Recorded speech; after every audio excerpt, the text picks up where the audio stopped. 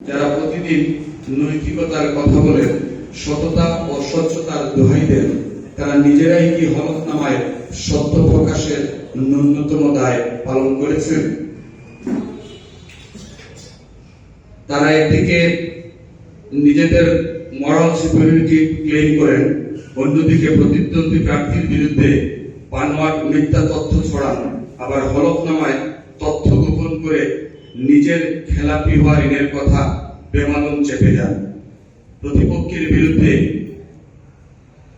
মিথ্যা, অসত্য ও উদ্দেশ্য প্রণোদিত তথ্য ছড়াতে ব্যস্ত একটি রাজনৈতিক দলের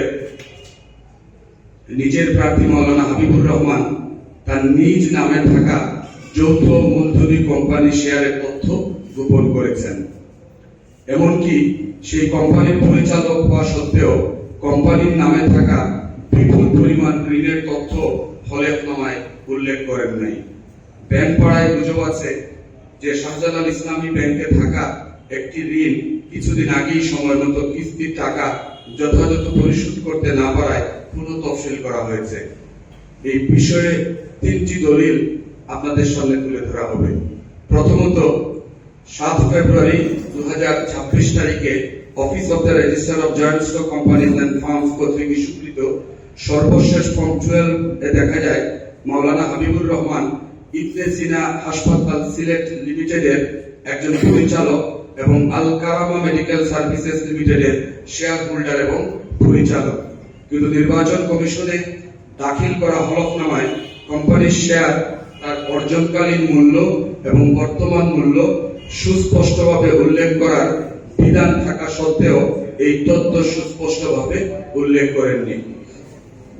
সম্মানিত সাংবাদিকবৃন্দ, দ্বিতীয়ত, একই তারিখে ইস্যুকৃত আরজেএসসি এর দাখিলকৃত সর্বশেষ শিডিউল 10 এর সার্টিফাইড রিপোর্টে দেখা যায় ইবনে সিনা হাসপাতাল সিলেট লিমিটেডের নামে 24,1,27,448 টাকা ঋণ অনাদায়ী আছে এবং কোন কোম্পানির একজন পরিচালক হিসেবে সংশ্লিষ্ট আর্থিক দায় সম্পর্কে হলফনামায় স্বচ্ছ তথ্য প্রকাশ করার নৈতিক এবং আইনি বাধ্যবাধকতা রয়েছে।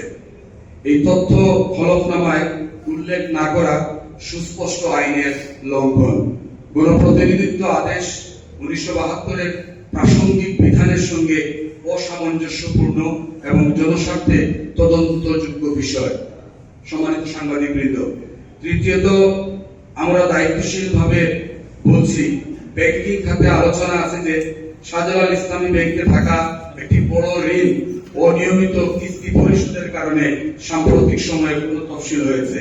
এছাড়া আল আরাফা ইসলামী ব্যাংক এবং ইসলামী ব্যাংক সিলেট শাখায় বড় অঙ্কের ঋণ আউটস্ট্যান্ডিং আছে এমন কথাও শোনা যাচ্ছে, যেটার পরিমাণ সুস্পষ্টভাবে হলফনামায় উল্লেখ করার বাধ্যবাধকতা থাকলেও তিনি তা ইচ্ছাকৃতভাবে গোপন করে জনগণ এবং আইনের সাথে প্রতারণা করেছেন।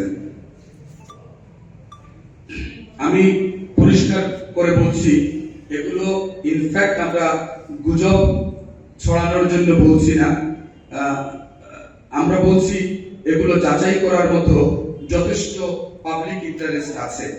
যাচাই হোক, সত্য বের হয়ে আসুক।